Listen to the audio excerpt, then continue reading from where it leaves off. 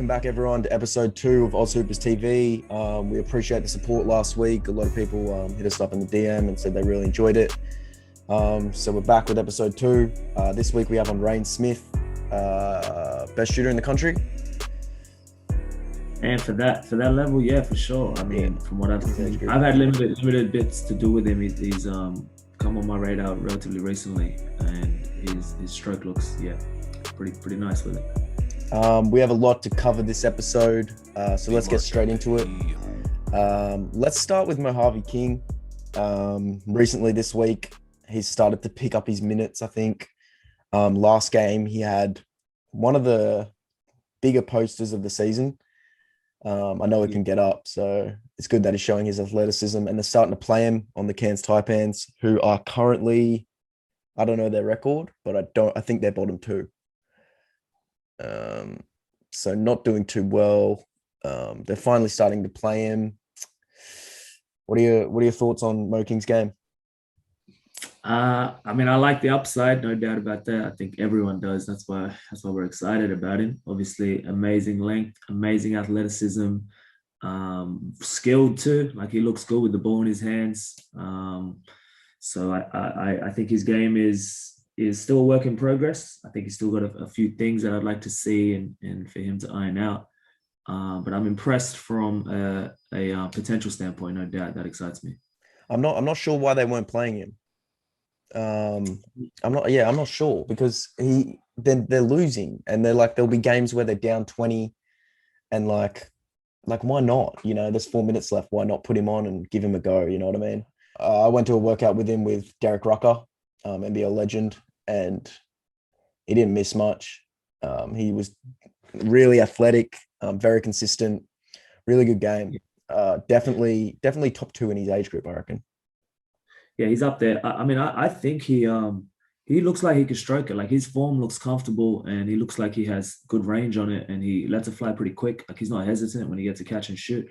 I think coming into Cairns was always going to be a bit tough, because obviously Scotty Machado dominates the ball, man. Like, and as he should, like, he's outstanding at the one, and everything runs through him. So off the ball, I think he, especially in the NBL setting, how the game's played, like, everything results in catch and shoot threes generally. So, I think it's tough for him to really show what his upside is in the NBL setting, and being a young kid as well. Things will work out. I know Machado is a very ball dominant player, but he also sets up a lot of stuff. I mean, he can get you open. So I thought that was perfect for Mo. But it was upsetting to see he wasn't playing. I think that it was always going to be tough, because I think they've got some established wings. Like, Jeric has been established for a little while now. He's obviously lights out. And then Kwat Noi is coming last year, rookie of the year type stuff. Like, he had a big season. So they were always going to play him. I thought Giddy's situation was kind of lined up for him a little bit better. I just felt like new coach coming in, Adelaide were rebuilding after Joey had left, and obviously Connor had come in as the coach. And then I thought, okay, Giddy would just get a blank slate. I think Mo's come into a situation where they built something at Cairns, and they've got kind of a core. So it was always a bit tougher for him. I thought that's what RJ's problem was last year. He kind of went into a contender, and that's where LaMelo kind of got the edge on him, because LaMelo was getting minutes and RJ wasn't. But yeah, do you think how he's playing is affecting his draft stock? Because there was a couple mock drafts where they had him in even first round, 30th pick, even to 25-ish. I think that might have been lower than that, actually. But there's a lot of drafts now that don't even have him on the draft board. So do you think it's affecting his draft stock at all? I mean, if you take draft stock by what the general public and all these kind of mock drafts are saying about him, I mean, it seems like it. If you're saying that he's taken off the list on a couple of them, I guess it has. But I think I like to look at it a little bit more balanced and be like, his potential is still the same, regardless of how many minutes he's playing and what's going on. Like, you got to be excited by a 6'9" guy that can get his head to the rim and shoot the 3-ball. Like, that's just goes without saying. So I'd like to think it hasn't been affected too much, and I'd love to think that a couple of teams would like to take a chance on him. I certainly would. I'd love to get him there for workouts and see what the guy brings. So I hope it hasn't taken a hit, but you never know. Some of these, the number of guys that they're on the radar in those meeting rooms. They probably have a whiteboard of like 200 players, man. You know, and they're shifting Yeah. and going through and figuring it out. So if someone looks at his numbers and goes up, he's only playing 8 minutes last game, not put him down. Sometimes it's that cutthroat, you know. So Do you think it's affecting the way some of these young guys, for example, I don't know what situation Dyson's in currently, but do you think it is affecting his decision? I know he's looking at Giddy going like, that's exactly what I need, sort of thing. That's where I want to be. But he could be looking at Mo King. No, I'm not saying Mo King's having a bad season. Like, he's coming on. His very first game, he had 21 points in like 22 minutes or 19 minutes or something. And he's shown a lot of great spurts. But the playing time is like lacking a little bit through not the past 3 games, but before that. And yeah, do you think it's affecting the Next Stars program? Yeah, I haven't really thought about that. Hey, like I think it could affect the Next Stars program. I mean, yeah, it just depends. I mean, in terms of affecting those younger kids making decisions, I think it does affect it. But I mean, you hear the same thing on the flip side.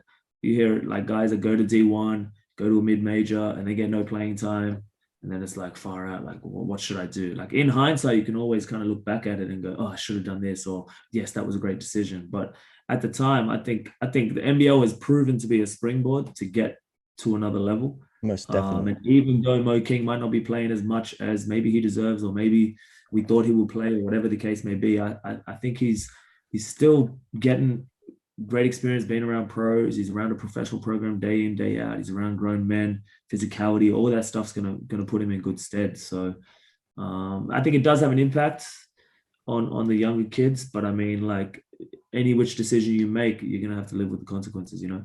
Yeah, I want to see Mo play. I definitely think he's got the potential. He should be drafted for sure. I know he's on a lot of NBA teams' radar. So yeah, I really hope he gets the chance to show out and up his draft stocks and get drafted on draft day. I'm with that too, man. I think we need him to get drafted for sure. 100%. He's a future boomer for sure. If he can play for Boomers, I think he's got some, because he didn't play for. He said there was a problem. He didn't play for Queensland because he's at some basketball without borders camp, and I think he's got some tie with New Zealand.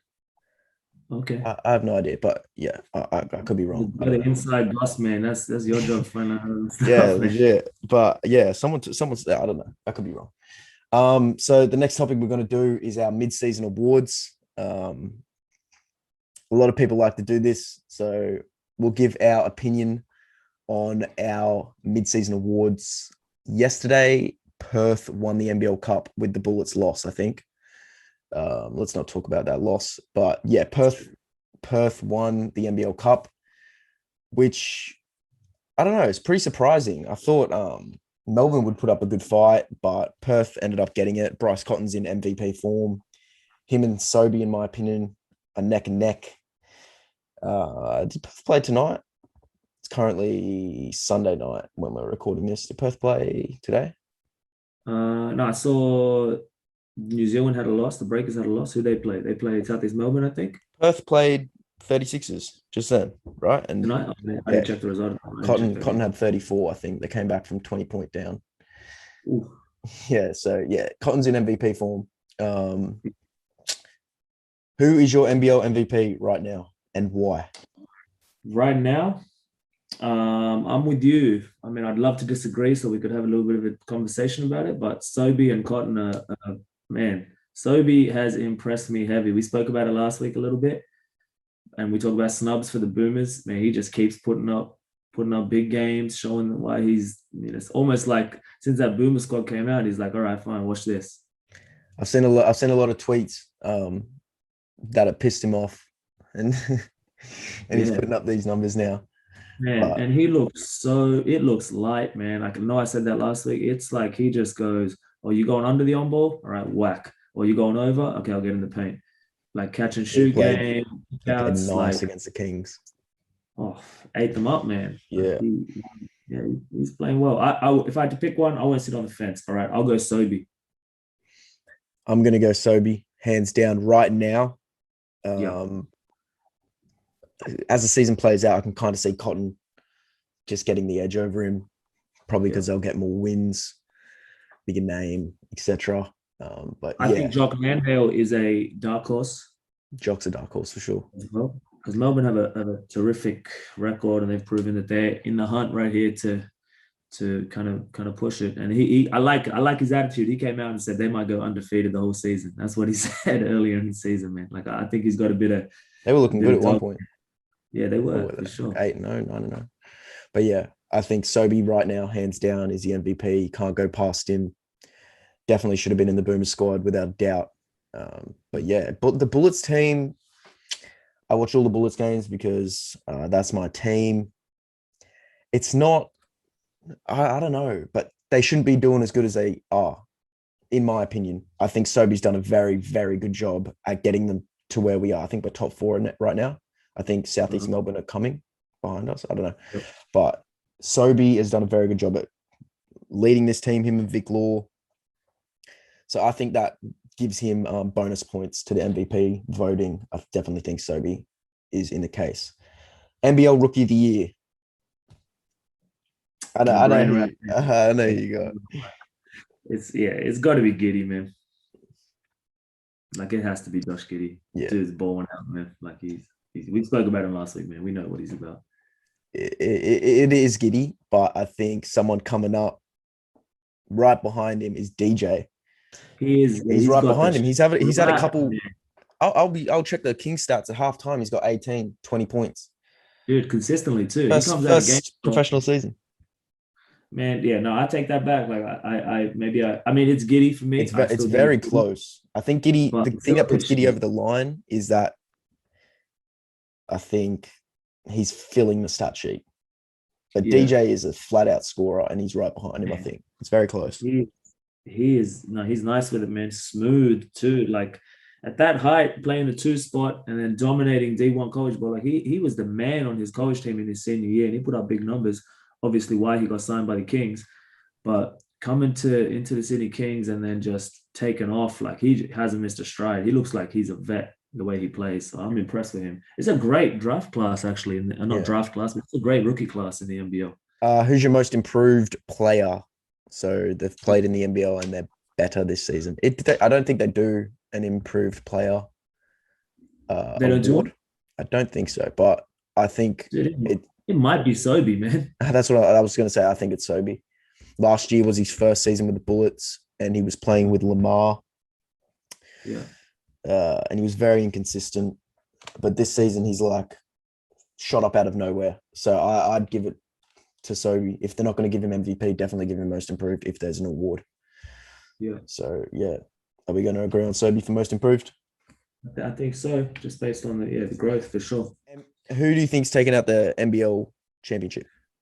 I'm gonna stick strong with Perth, man. Interesting. Yeah, I mean, I every NBL season comes around, I just go, yeah, Perth. Can't go wrong with Perth, man. They're always there. Um, who do I have? I have got money on Southeast Melbourne. I think they are a very good roster. Ryan Brokoff's played 2 games now. Yeah, Hasn't really stood out, but I think they have a very deep roster. Sykes is coming back. I just think Wetzel. I think he's out at the moment. I'm not sure, but I just think in a series they are very hard to go past. Sykes, Adnam, Glidden, Brokoff, Creek, Wetzel. I mean, it's hard. Tarangi off the bench. It's yeah, very tough to go past. I don't think they'd lose in a 3-game series. I mean, they're tough. They put points on. They're talented in every position. They're definitely tough. I just think like it goes beyond that a little bit when you're looking about champions. Like Perth are so tried and tested, man. And they got guys there. That have been there in the trenches before. They know what it takes. With Bryce as well. Like he's this is like he's honestly, I look at him like almost like you know how LeBron goes in like cruise mode in the season and the playoffs come around and he just knows how to pace himself. That's how I feel kind of Bryce is in the NBL. He's just like, yeah, season got off to a reasonably slow start. Perth weren't doing well. Starting to find a rhythm now. He's having a couple of 30-point games and he's starting to cook a little bit. And then going into the playoffs, I think Perth have just shown year on year that they know what it takes, you know. Who do you think? Another thing that got announced, was it this week? New South Wales announced that they got the NBL 1 coming, which I was very excited about because we were discussing about how New South Wales basketball needs to up it a bit. So NBL 1 is massive. I think they're slowly getting to every state. And then I think from what I've heard, I don't know, I could be wrong again, but from what I've heard, they do a championship and they do the top 2 teams from each state, which would be really cool.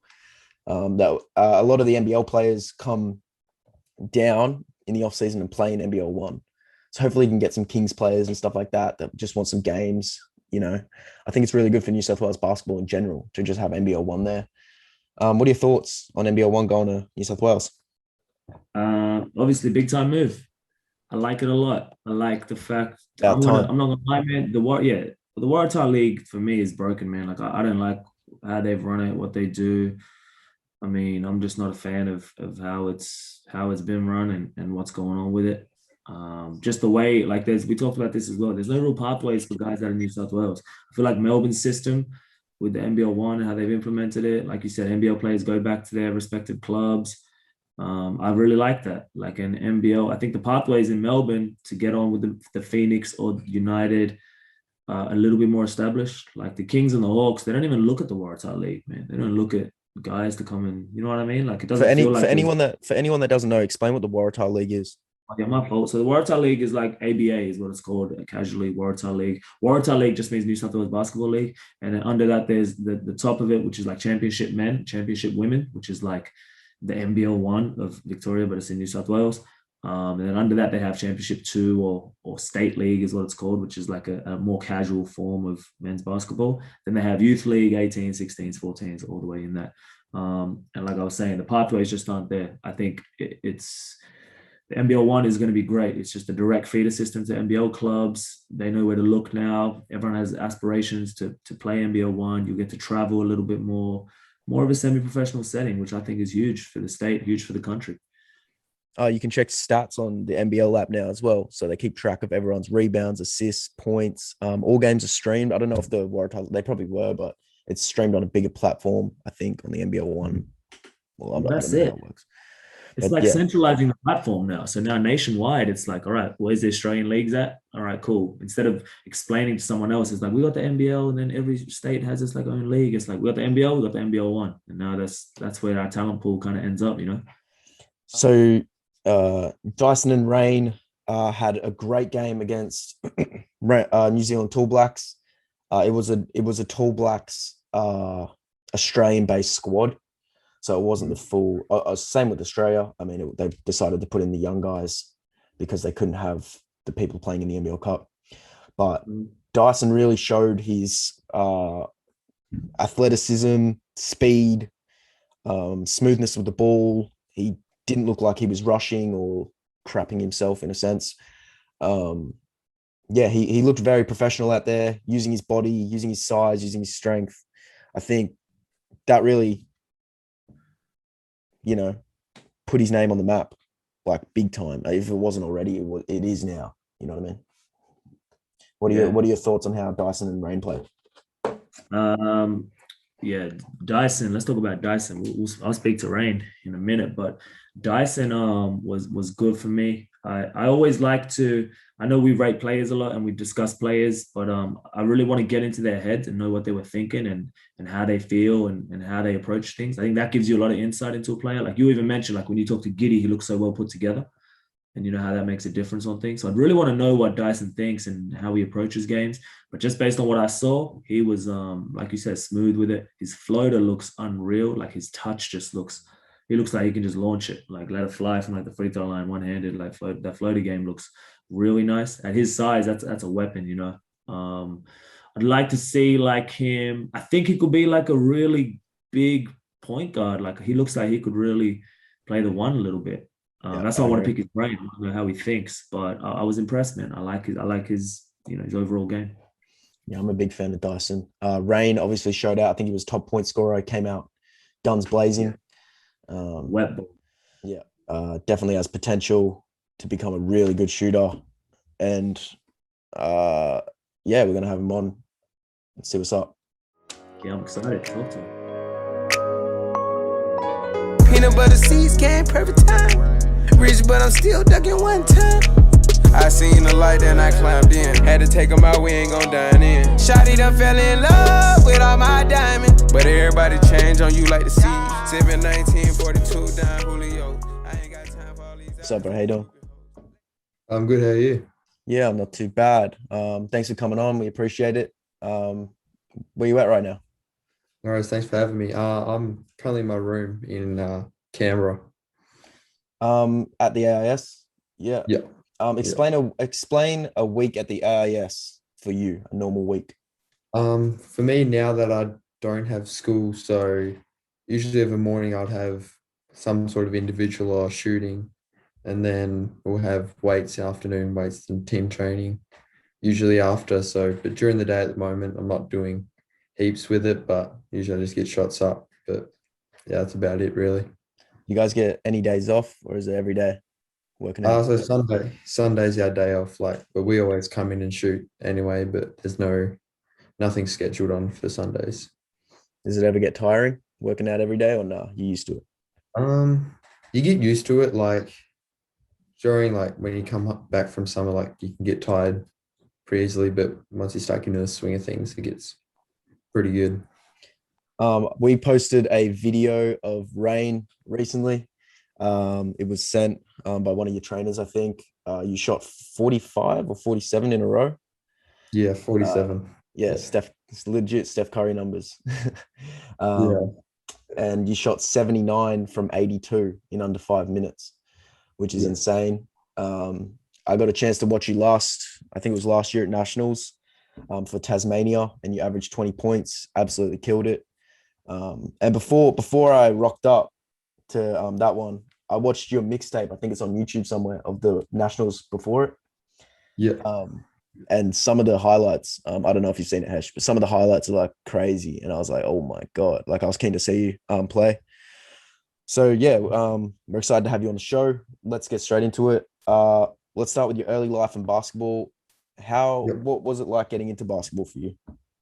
So for me, like my parents just signed me up like any other kid. Yeah. Did they pick it for you? They said, Rain, you're playing basketball. Yeah, like I mean, I've always been sporty. Like I started off playing like AFL and cricket and stuff like that. Then I got signed up with basketball, and I just kind of caught onto it really quick. And yeah, I guess it just took off from there. So I played both AFL, cricket, and basketball up until about year 7, where then I decided I just wanted to keep playing basketball. When around did you start realizing like, damn, I'm actually pretty good at this sport? I'm going to start taking it like very seriously. It was young. So pretty much as soon as I got in, like I just had a feel for it already, and then I just started playing with the age group above me, and then that's when and then going to like under 14 nationals in Perth. I ended up playing pretty well there, and then I started to realize that I'm doing all right. What's the rep scene like in Tasmania, man? The junior representative scene, is a pretty popular sport. It's on the rise at the moment, so I think every year they're having more record numbers of people signing up. But so where I'm from on the northwest coast of Tassie, there's about 8 main towns. So there's pretty much an 8-team comp. So we just play each other 2 or 3 times. And then, so that's pretty much what we have. And then there's like, so when I was under 18, I played under 18s, and there'd be like our men's comp at the same time. And then when the men's finishes, then there's under 22s. So it's pretty much all year round, but it's definitely on the rise. Definitely on the rise. They just added an NBL team there. What level have you played throughout the past? Like, when did you start upping your game, and what levels have you played over the past couple of years? So pretty much I started playing like in the senior men's comp since I was like 14 or 15, and then started training with the NBL 1 Northwest side, and then that's pretty much where I then had to play a full year with them, and then ended up coming here. What right now, I know you're going to college soon. What right now do you think, what part of your game do you think needs the most work? For me, like ball handling and finishing, I'd say like becoming more of a legit combo guard, and then like just working on leading with my voice. So they're the main things I've been trying to focus on with coaches as well this year. I wanted to know, like, it's hard, man. It's tough for 6'1" guards. I find like it's hard to find your feet and doing what you do. I think it's a blessing that you can stroke it. Have you always just been a natural shooter? Like you could just step into a gym and just light up? Yeah, I think so. It came pretty naturally for me since a young age. Like I don't know really what it is, but I've just been able to just have that feeling of shooting it well, like ever since I remember. So I Does guess that I've mean do you prefer to play off the ball then? Or do you like the ball in your hands or a bit of both? so I've been pretty much mostly off ball, being like because I usually play with like Taryn for state teams and he's really good on the ball. So I just work with him. But I mean, I'm more starting to use a bit with the ball, just creating my own shot. But I still enjoy playing off the ball and running off screens. Taryn is one of my favorite players to watch. I think he has a really smooth game. You guys have been playing together for how long? It would have been bottom age under 12s. Yeah, dynamic duo. Yeah. You two individually, like you two as a pair, I feel like I've put the Tasmanian basketball scene on notice. What does that kind of mean to you, putting Tasmania on the map a bit? I mean, it's awesome. Like, obviously, we're a smaller state and like usually the underdog in most situations. So I think it's just been awesome that, well, mainly me and Taryn have been able to just show everyone that like Tasmania has players. And then it's like, and especially with the kids at home. So just showing them that just because you're from Tasmania doesn't mean you have to be held back. There's always an opportunity just to get better and just try and compete at the highest level. So it's been awesome to be able to rise up like that. Every time I post something about you or Taryn or Tasmania, Bwali's always in the comments saying something smart about Tasmania. What do you got to say He about actually that? just messaged me. He just messaged me. I asked him, hey, I'm about to interview Rain. You got a question? He said, tell him he's the second best shooter at the Institute when I was there. So he said. Yeah, he's a clown. He's always Yeah. trying to tell me that like I'm the second best shooter with him being number one, but it's all joke. Yes, Yeah, big cap. it's funny. You got, I think you can correct me if I'm wrong, but your first Australian announcement was the under 17 FIBA Oceania Yep. Championships. Yep. You played really well. I think you had a massive game against Samoa, dropping 28 points. That team was full of massive players, Tamari, Giddy, Blake Jones, etc. You averaged 12, 2 and 2, which is very solid numbers. What was the overall experience like being selected for Australia and representing your country? I mean, there's nothing better than being able to represent Australia, especially in basketball. And being able to go there for my first time was pretty cool. Like I knew most of the guys pretty well prior, so I felt just comfortable being with them, and it was just an awesome experience to be going out there. Recently was named to the Boomers squad against the Tall Blacks. I think it was a qualifier game. Massive performance, came out guns blazing. You dropped 23, is that right? 22. Massive game against a few professionals in that New Zealand team. A lot of them are top players. Vicona, Tay Murray, really like solid squad. Explain how that experience was getting selected to play in that game. I mean, it was crazy. So it was just pretty much another day. Can't relate. It was me and Tyrese. Actually, we were like sitting down, like taping our ankles before a practice, and Capes just came up to us and explained that there's going to be a Boomers game on, and then they can't have NBL guys, so they're looking to put us in. And we just kind of looked at each other and just went, "What the hell?" Yeah. And then, yeah, so that was pretty quick notice. And then like the next week, the whole team was together training in Canberra until we went to Cairns for just under a week preparation. But our preparation was really good, and it was just awesome. Like it was an unreal experience to be able to go do that. Yeah, for sure, man. Obviously, you had a massive game, man. I want to pick your brain a little bit on like your mindset. Big games. Obviously, you're putting together a career of playing in some big games. Represented Australia a couple of times now at various levels. Obviously, at Nationals basketball and NBL 1 level. What's your mindset before big games? You get nervous? Do you have routines? Like, what do you do? I mean, I don't really have any set routine. Like, it just depends on the day, how I feel. Then I just figure out what I need. But I mean, there was definitely nerves before that game, but I knew that I've done everything I possibly could. I was in a good place, so I just had to go out there and I just be confident in myself, and the rest took care of itself. For sure. Do you tend to think like score first? I'm on just if I get an open look, I'm just gonna launch this, or you kind of just like let it instincts take over and just read what's in front of you? Yeah, I mean, like if I'm open, like I feel like I'm just going to shoot it anyway. I think it's a that's what smart I've been- choice. Yeah, that's sort of As you like should. the role, being the role with my team. So I think, and then all the guys like back me on doing it. Like if I pass down an open shot, they'll tell me that just to shoot it. So I mean, if I'm open, I'll look to shoot, but if it's not there, I won't force it too much. Do you prefer to play the 1 or the 2? Probably the 2, but Yeah. as I said before, I'm just starting to transition into being like more capable of playing at the 1 when needed. I feel like a lot of guards would rather say the 1, so it's interesting that you say the 2. Yeah. But yeah, that's interesting. You just committed to Winthrop, sorry, in South Carolina, who are currently having a really good season. I'm presuming you're watching some of the games. They're heading to March Madness. Explain the whole experience of committing to Winthrop and how it went.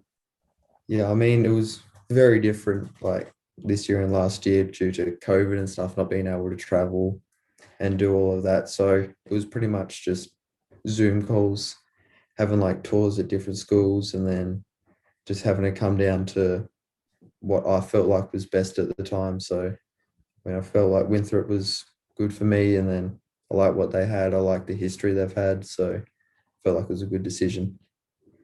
Why Winthrop?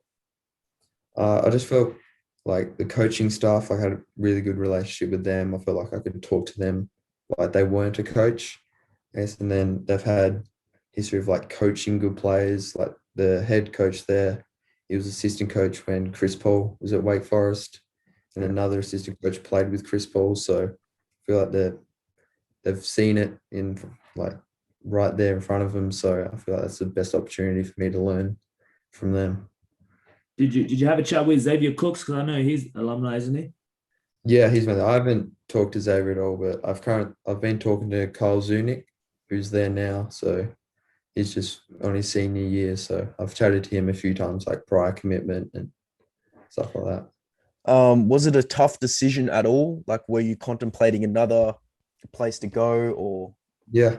I mean, it was pretty much either Winthrop or CBU. Okay. I think it's like they were 2 really good schools, but I mean, it's never really an easy decision. Like it's pretty much the next 4 years, but I felt like talking to like my family and stuff, I made the right choice. Damn, Taron and you at CBU. That's crazy. They offered. That's sick. Yeah. Recently, Tasmania, as you know, have a team, Jack Jumpers, coming into the league next season. Firstly, what are your thoughts on the name, Jack Jumpers?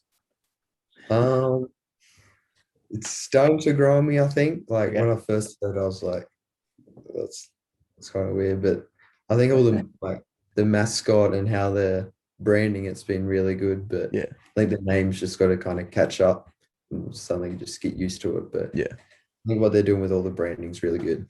Yeah, they came out with like an intro video or something, and it was like an animation, Yeah. and it was like pretty cool. I was like, yeah, this could stick, I reckon. Yeah. Yeah. If your Nice. career path falls in line where you have the opportunity to play for Tasmania, would that be something you're open to? Yeah, definitely. Like I'll do my years at college, and then obviously if Tasmania's an option, then it's definitely something I'll look at. So I guess it's when the time comes, then I'll be able to figure that out. For sure. Just talking about that, obviously it's a decision that a lot of you guys at your age have to wrestle with, especially the talent's there, and we all know that. But it's like, do you pursue the professional path as quick as you can? Obviously, you got a resume now, so you could probably get on to a couple of NBL teams, or do you go down the college pathway? Have you got any interest from some NBL clubs? Have you been in talks and things like that? Was that ever on the map to try and just jump straight to the NBL? No, it was never really something I really thought about. Like I've always, ever since I knew what college was, it's something I've wanted to experience. So right now, pretty much all my focus is with college and seeing how I go. If it's 1 year and I don't enjoy it, then I'll come back. But I'm set on that and hoping that'll be really good for me, and then see where that takes me. What are you trying to achieve next year? What do you want to bring to Winthrop? I just want to keep the winning tradition they have. Like they've been really successful over the last 20 years. So I think it's just continuing that, and then hopefully making a couple more NCAA tournaments. How did you initially? Where were you when you found out, and how did you initially get the first offer as such from Winthrop? So I remember? was, I can't remember. I woke up. It was they messaged me while I was sleeping, Okay. and I woke up to a message, and like the assistant coach just went, "Is this rain?" And then I'm like, "What the heck?" I was like, Yeah. "I didn't know." I'm like, "Yeah," and then he said, "No, it's just the assistant coach that went through it," and then yeah, we just Yeah. talked from there and got along really well. But I think they messaged me overnight, and then I just woke up and saw a message. Went straight into the DMs just with a scholarship. Just Yeah, they didn't offer straight away. We talked for a while and then had a Zoom call where they then offered, but yeah, it How, was definitely good. how do they do the visits? Like you said, you did a couple visits. Do they hold a Zoom camera and walk around the college, or Yeah, how does it? that's pretty much exactly what they did. Like they Oh, had a camera. I was gonna say what, but yeah. Yeah, so I think it was so the stadium where Winthrop plays about a kilometer or a mile or something off campus. So they Okay. had a guy at the stadium and then another like two guys around campus.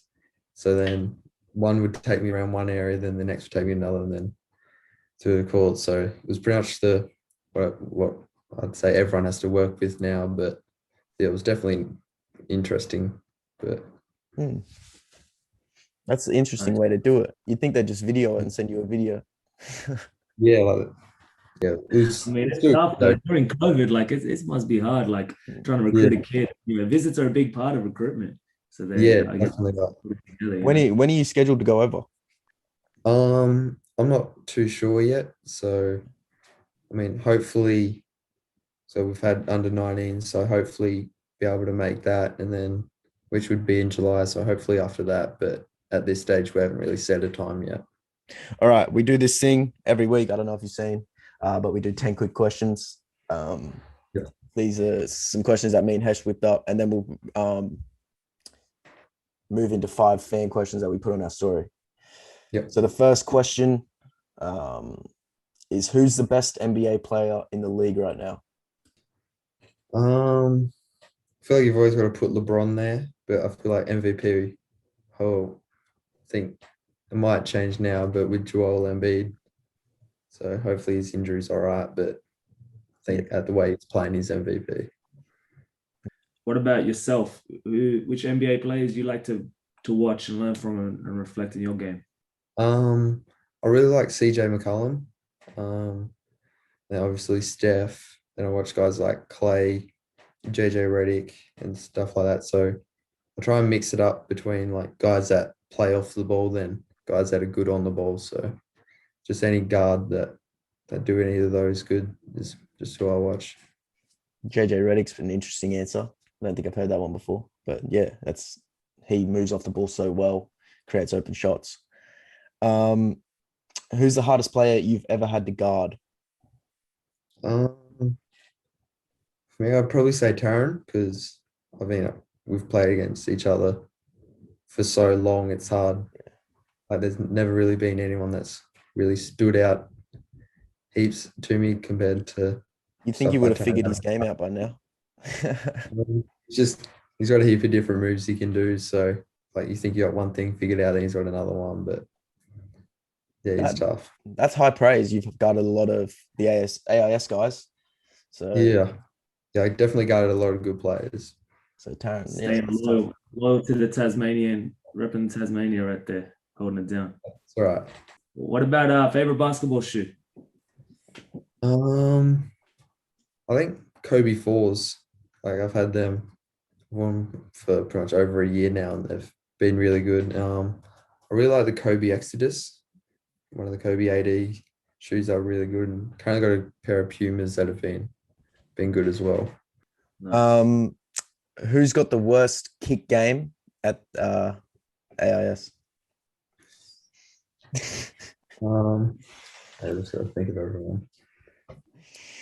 I'll probably say Alex Tui. Okay. It's just the same pair all the time.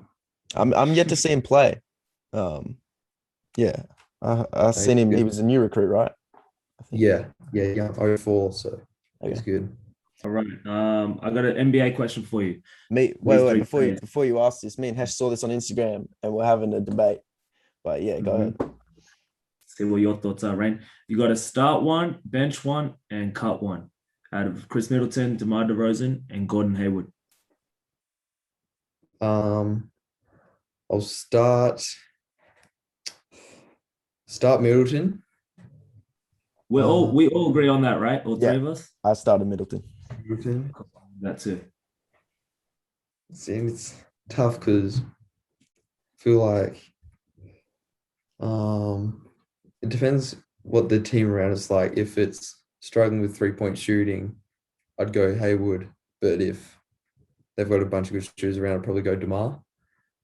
Okay. So That's I a think very overall- high IQ yeah. answer. I like that, Rain. You thought that through. You Yeah. didn't run with trying to something. think Yeah. around it, but I think I'd say this year Gordon Hayward. No, I like the first answer. I think those questions are always hard because He Yeah, had the really. same. He had the same as you. yeah, he picked Never Hayward like really- me. Never now that really he said it, and now that he said, "Oh, the team around him," that makes sense. Like DeRozan, obviously he struggles with the three ball. So if you got shooters around him and you need a scorer that can go and get a bucket with the ball in his hands, DeRozan's nice. But Yeah, Hayward's been money from three, and he's proven to be better. yeah, exactly. There's never really a right answer with those No, you ones. can't go wrong, man. I'd take DeRozan. I mean, if I had to, any day of the week. We ask this every week. Celebrity crush. Zendaya. Ooh, quick. That was quick. Damn, is that the Yeah, phone come on. background? Is that the phone background right now? Yeah, not right now. It was at one stage. Fair enough. All right. What about favorite artists, music wise? Probably Lil TJ. Best state of basketballs in Australia.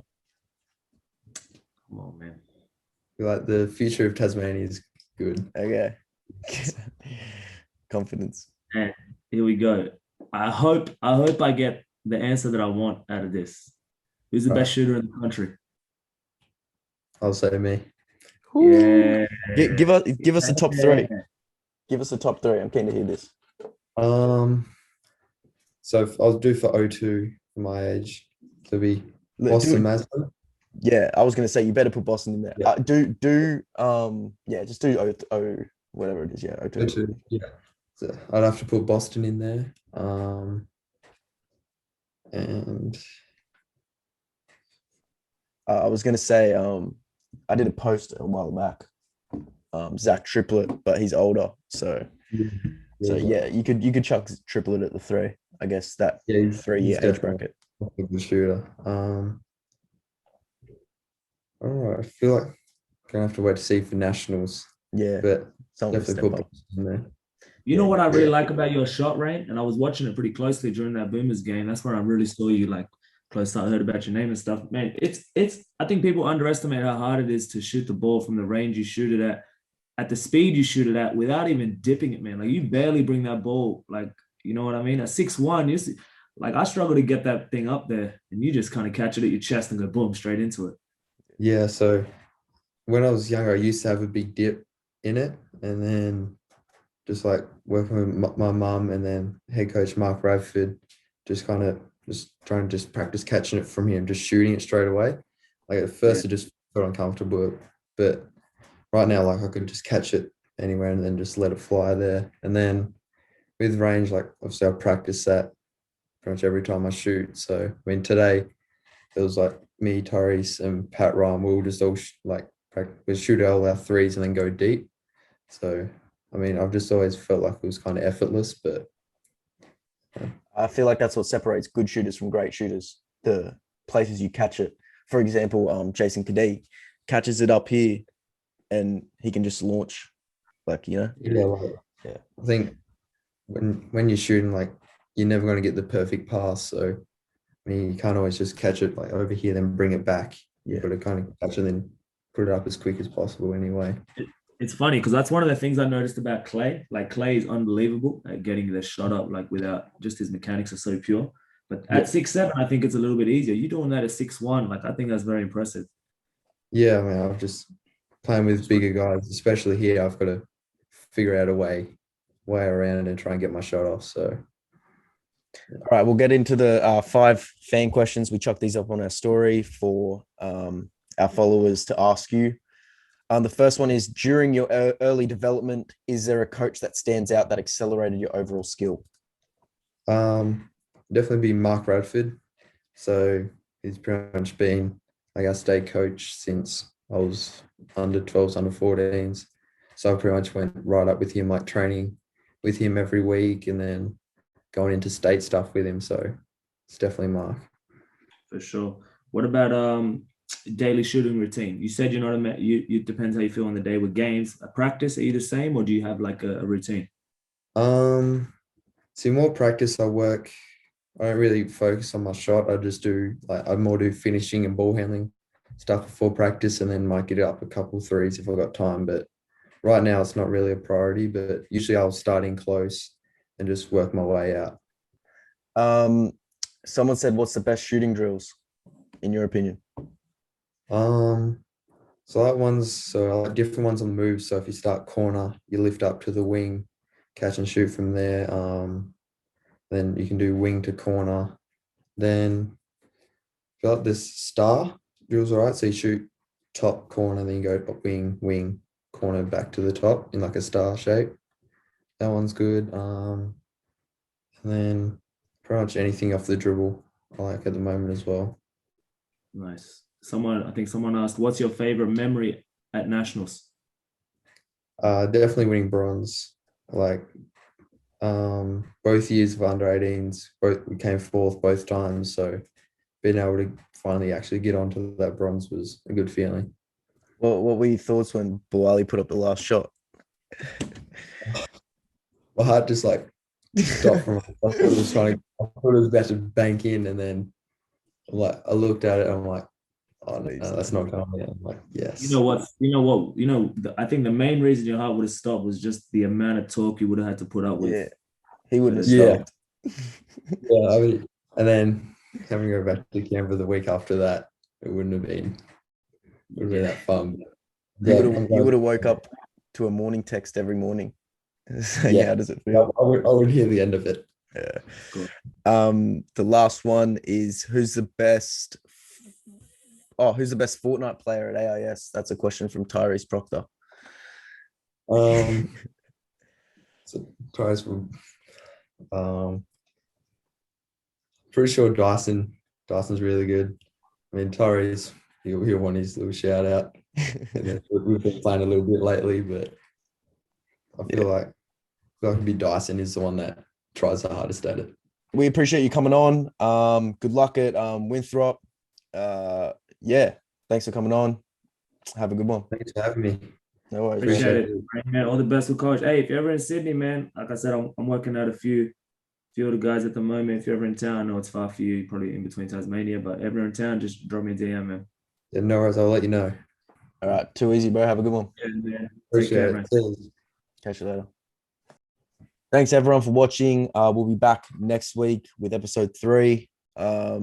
Appreciate you all with the support. Merch is dropping very soon, so stay tuned. We'll see you next week.